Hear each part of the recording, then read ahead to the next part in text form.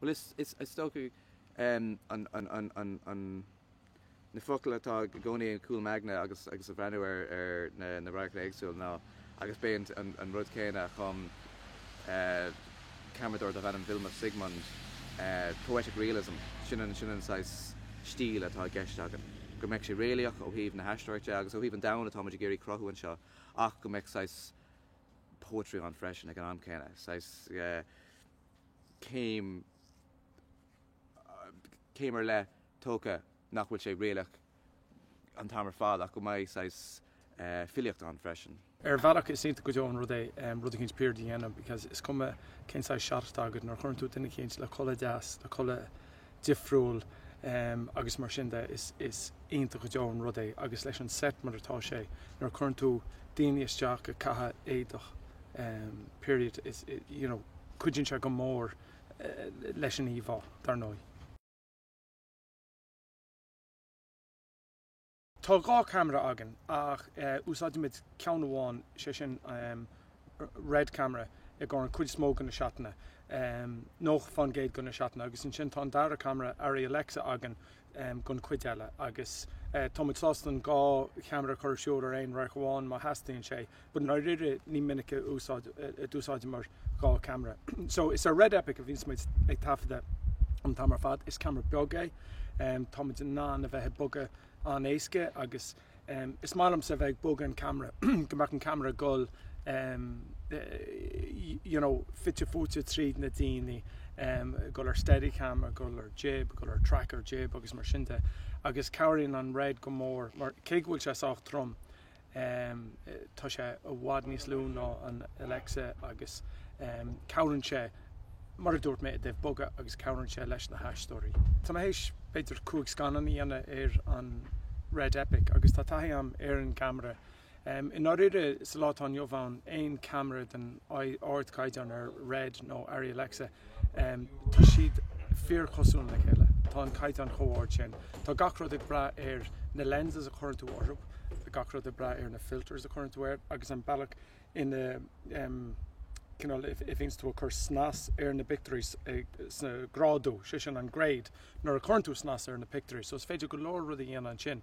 Ach mar a bhíns mise ag tafda is málam sa an íomhá thuirt go dtaitheadh an siúrthóir agus na léireoirí agus chulaghine an bailach na bhfuil me géirí go mbeadh sé ar an scáileán ag deir an lei. So is málam sa gradú me héin ar bhealach agus na filters a chuir seachas mar sin de agus go mbeadh an íomhá a tá mise tuairt chomh an gár go níomhá bhaidh ar an televísin ó ar an scáileán sa picturelinn. So tá sé sin tábhachtach tom. Bhrean mar an céadrá agus ceap me gur bhreann sé iontach. Rinne Colm Hogan an céadrá agus rinne sé tab dochreite ar. So nar riire bhing me se faoi bhrú go mbeadh sé ar an chaid an céine sa rinne Colm mar rinne sé obairsáirhá. Ag an am céanna bhí daigh gur go mbeadh sé beag an difriúil agus ag léamh na scriptainna im lína tá sé do bhád níos stóracha agus bhí muid gur sin thuirteach an stíl bhí muid go le úsáid. So an rud tá sé beag an níos gritty is cosúil gúil bhád níos mó boga ó gúil mis mulla bhád níos mó boga agus gúil daithí géir bhád níos mó boga sna picturí sa srá seo, so sin rud amháin. Tá muid gúsáid roinnt go na filters céine is a dúsáid ar an norí sé sin tá muid gúsáid anna chuid go cinál chocolate filters agus cin sé sin is cinál den sé ein rud tápáin den sé cinál salach níl sé iontach geal, so sin an cinál tón atá ar an rud ar fad. Cumáile sin tá gúsáid anna chuid gléim se softeners orthb. So leis na cameraí mar atá siad an neomh an red camera nó ar Alexa tá siad an géir agus so tá gúsáid anna chuid filters lena sin leis an picture a bhris síos. Tá sé sin eisteach mar bheitú ceap goach tú géir an caiideann ar an picture den caiideann is áide ach tá géir an picture a bhris síos. So tá gúsáid softeners ó scór an camera le go meach an picture cinál níos nádúra. Nuair úsáid mé riomh a méid filters tá gúsáid sa ceann seo.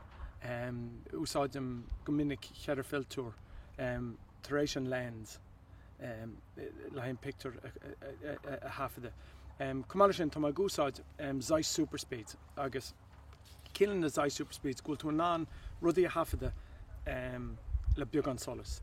Bín daoine fisreach sa dorchadis. Is mála an dorchadis ach é úsáid bhealach atá puintáilte gúil tú a géirí rudí cinnta chun nóil gon lucht féchanna. So na Zeiss Superspeed is sean glynna tá ann a ríist cuideann sé leis an cinál picture digitach a bhrisise síos. So is sean lensa tá anta le trícha bliain. Ní éontar níos móid agus is bralam tá hééis annacuid rudí anna leo agus is bralam an cinál loch an íomhá thugann sé dún ag an teire.